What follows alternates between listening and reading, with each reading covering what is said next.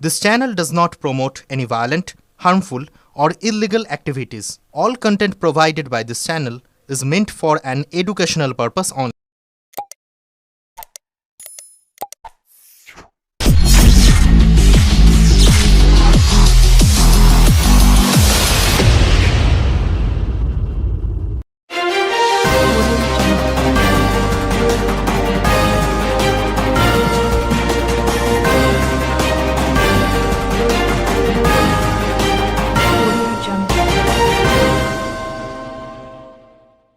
আজ এসএসসি অভিযান করবে যোগ্য চাকরিহারা শিক্ষকরা। শিক্ষক সুমন বিশ্বাসের ডাকে বেলা 12টায় করুণাময়ীতে জড়ো হবার কথা তাদের। সকালে চন্দননগর পুলিশের একটি দল সুমন বিশ্বাসের হুগলি কানাগড়ের বাড়ির আশেপাশে ঘোরাঘুরি করতে দেখা যায়। গত 18ই আগস্টও এসএসসি অভিযানের ডাক দিয়েছিলেন সুমন। সেদিন করুণাময়ী যাওয়ার আগে ভোরে তাকে আটক করে মগরা থানায় রাখে পুলিশ। বিকালে তাকে ছেড়ে দেওয়া হয়। সেই আশঙ্কা থেকে গতকাল রাতেই সুমন বিশ্বাস বাড়ি থেকে বেরিয়ে যান। ব্যুরো রিপোর্ট, আমার কলকাতা নিউজ।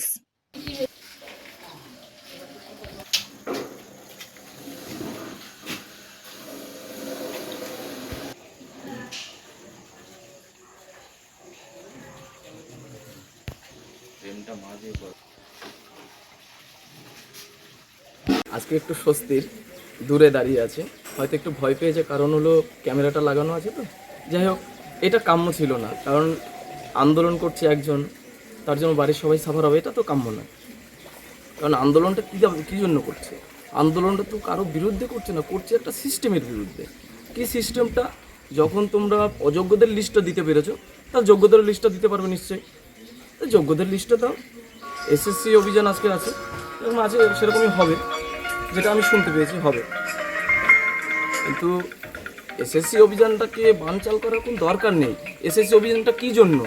যে সিদ্ধার্থ মজুমদার মাননীয় চেয়ারম্যান, তার সঙ্গে সাক্ষাৎ, কিভাবে আমাদের মানে যারা যোগ্য চাকরিহারা তাদেরকে কিভাবে রক্ষা করবে সেই দাবিতে। এবার কি বলবো, আমাদের ফ্যামিলিকে সাফার করাচ্ছে। আজকে কি পুলিশ এসেছিল বাড়িতে? বাড়ি অবধি আসেনি, রাস্তায় ঘোরাঘুরি করছে। আর এখন দেখবেন এই সামনে একটা শিব মন্দির রয়েছে, কানাগড় হেলথ সেন্টার, ওখানে দাঁড়িয়ে আছেন, বাইকের উপর বসে আছে। আপনাদেরকে কিছু জিজ্ঞাসা করেছে? না, আমাকে কিছু জিজ্ঞাসা করেনি, কিন্তু বোঝাই যাচ্ছিল দাদা তো কলকাতায় চলে গেছে অলরেডি। আচ্ছা, তো দাদার ফোনটা বাড়িতে। কখন গেছে দাদা? দাদা কালকেই চলে গেছে। আজকে তাহলে অভিযান ওখানে হবে? হ্যাঁ, অভিযান হবে, কারণ সবাই জমায়েত হচ্ছে।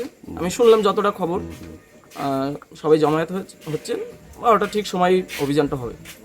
দাদা কি ফোন রেখে গেছে বাড়িতে? হ্যাঁ, দাদা ফোনটা বাড়িতে রেখে গেছে। কারণ আগের দিন তো ফোন টেস্ট করে এরকম কিছু, সেটা হতে পারে, আর না হলে ভুল করে। আমি তো ঠিক বলতে পারবো না, ফোনটা দাদার কাছে নেই, আর দাদার সঙ্গে কথা হয়নি আমার। মানে আন্দোলনের জন্য কি পুলিশের সঙ্গে যোগাযোগ খেলা চলছে? হ্যাঁ, আন্দোলনটা দেখুন, আন্দোলন বানচাল করার জন্য পুলিশ তো আগের দিন দেখেছেন, আগের দিন আপনাদের মিডিয়া পার্সন সবাই ছিলেন, তখন এসে বাড়িতে বলছে, একজন এসছেন বলছে আইবির লোক বা এসবি এরকম কিছু একটা বলছে। তাকে জিজ্ঞাসা করা হলো কেন এসেছেন, বলছে দেখতে এসেছি।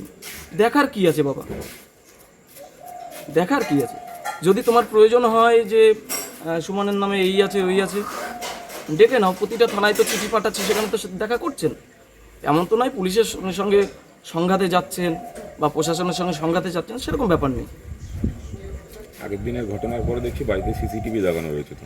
হ্যাঁ, আমাদের নিজেদের সেফটির জন্য। আগের দিন যেভাবে দরজা খোলার আগে মানে বুঝতেই পারছিলাম, আমি জিজ্ঞাসা করছিলাম স্যার ওয়ারেন্ট কোথায়, সার্চ ওয়ারেন্ট বা এয়ার ওয়ারেন্ট, যাই হোক, মানে যেভাবে আপনি গ্রেপ্তার করবেন সেই সব ওয়ারেন্ট দেখান।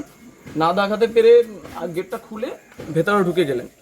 এবার ভেতরে কিছু পুলিশ রেখে দিলে, পুলিশকে তো জানেন, হ্যাঁ, কেস দেওয়ার জন্য অনেক কিছু করতে পারে, যার কারণে নিজেদের সেফটির জন্য লাগানো হয়েছে। দাদারা চাইছে কোনোভাবেই পরীক্ষাটা না হোক, তাতে তুমি ফর্ম ফিল আপ করেছো, মানে তোমার অবস্থান কি? তোমার তো ক্ষতি। দেখুন, আমার ক্ষতি নয়, ক্ষতিটা আমাদের যারা আমরা এখন চাকরি প্রার্থী নতুন, তাদের এমনি ক্ষতি করে দিয়েছে। কারণ দেখুন, যারা যোগ্য চাকরিহারা তাদের তো ক্ষতি করে দিয়ে জীবনটা হেল করে দিয়েছে, কিন্তু আমাদেরটাও করছে। কারণটা কি? আমরা যে পরীক্ষাটায় বসবো, পরীক্ষায় পাস করব, এই যে যারা ইন সার্ভিস, শুধু চাকরিহারাদের বললে হবে না, ইন সার্ভিস আপনারা জেনে থাকবেন, যারা চাকরি করছে বর্তমানে, যাদের ক্লেম নেই, তারাও কিন্তু এই পরীক্ষাটায় বসে। কারণ তারা বাড়ির কাছে আসার জন্য, তারা কিন্তু এক্সপিরিয়েন্সের জন্য 10 পেয়ে যাবে। আমরা কী পাবো? আমাদের নতুন পুরনোদের মধ্যে একটা দ্বন্দ্ব সৃষ্টি করলো।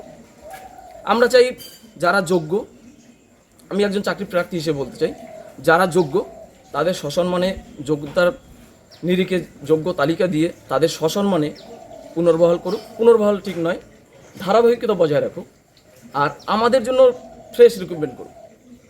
সুপ্রিম কোর্টের নির্দেশের পরে এটা কি সম্ভব? দেখুন, অসম্ভব বলে কিছু নেই। কোর্টের কাছে এখনও সময় আছে, না হলে অযোগ্য তালিকা দিতে বাধ্য করালো কি পারপাস? এই একই পারপাসে তো যোগ্য তালিকাও দিতে বলতে পারেন। মানে আপনারা পরীক্ষাও চাইছেন, আবার চাইছেন যোগ্যরা যাতে চাকরি ফিরে পায়। হ্যাঁ, অবশ্যই। যারা শুনে থাকবেন, আপনারা তো জানবেন, যারা চাকরিহারা তারাও বলছে না যে আমরা পরীক্ষা দেব না, তারা বলছে কোর্টের রায় মেনে দিক, সুপ্রিম কোর্টের রায় মেনে দিক। তা তো করছেন না। আর আমরা চাইছি কি, আমাদের ফ্রেশ রিক্রুটমেন্ট করুক, কোনো অসুবিধা নেই তো। আমরা তো মুখ্যমন্ত্রী বা প্রধানমন্ত্রী বা কারো বিরোধী নেই, আমরা চাকরি প্রার্থী। মানে সুমন কোথায় গেছে, কোথায় আছে সেই নিয়ে পুলিশ আজকে কোনো জিজ্ঞাসাবাদও করেনি? তাই না না, বাড়ি অব্দি আসেননি, রাস্তা দিয়ে ঘোরাফেরা করছেন। আগের দিন রাতে এসে বলছেন আপনাকে দেখতে এসেছি, বাড়ির একটু ছবি তুলে নিল, তখন হয়তো দেখেছে ক্যামেরা আছে, তার জন্য ওইদিকে আসেনি। এটা কবে? পরশুদিন? হ্যাঁ, পরশুদিন।